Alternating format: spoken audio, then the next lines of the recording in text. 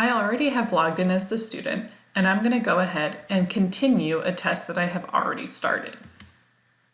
I'm going to be taken to the welcome screen where I can see what tools I have available for this specific test. The tools may vary based off of what your teacher allows. If you're not sure, if you think that a tool is missing that you should have, contact your teacher and they might be able to add it if they think it's appropriate. To reach your first question, scroll down to the bottom of the screen and click the blue Next button. Then scroll back up to the top so that way you can see the beginning of your questions. Here we have a drop-down menu. This is where you can jump between questions to questions if you don't want to go in a specific order. Maybe I want to go and start at question 10. I can hop down to the bottom and go to question 10. I can hop back up to the top and go to question 1. You can go to any question from this menu here. The next button that we have is a flag question for later review. Maybe I'm not sure about the answer to this question. I'm going to flag this question for review. The way that we can see that it's flagged for review is that the icon now is different, and when we go to the drop-down menu, I have a flag next to that question, and I can see I have one flagged question. The next option is eliminate answer choices. A great testing strategy is to eliminate answer choices that you know are incorrect. So maybe I think that hearing is the wrong answer. I can eliminate that answer choice and only focus on the remaining 3. If I've eliminated an answer choice, to uneliminate that answer choice, you just click again. In order to answer the question, click the Eliminate Answer Choices tool so that way it's no longer selected and you can now choose your answer. This next tool is the highlighting tool. I can highlight within the passage, within the question, and within an answer choice. Be careful though, because while you are highlighting, you can actually answer a question. So make sure after you're done highlighting that you have the answer selected that you would like to have selected. Another tool that you may or may not, that you will see, is this question mark up here. When you select this question mark, it just shows you all of the tools that you have available and what they mean. So far we've talked about the Eliminate Answer Choices tool, the Highlight tool, the Remove Flag tool, and the Flag Question for Later Review tool, and the Help tool. Not all of these will be seen at all times. In order to exit out of this menu, you can either click the X or you can click the button again and it will go away.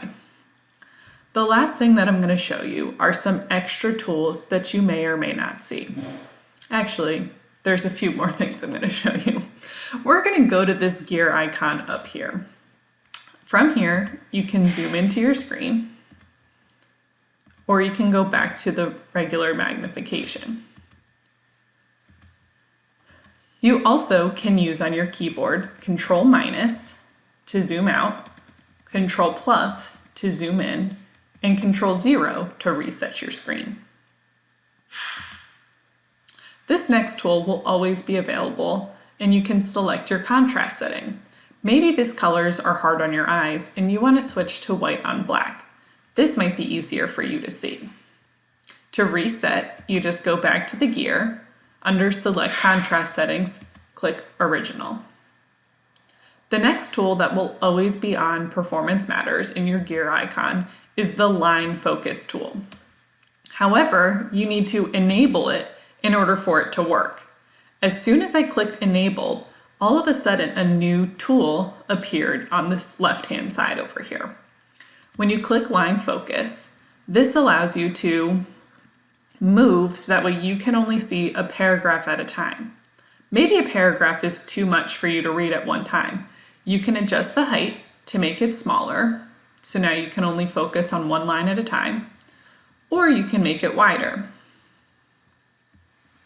You also can darken whatever the background is, so now you can only focus on this paragraph number 1.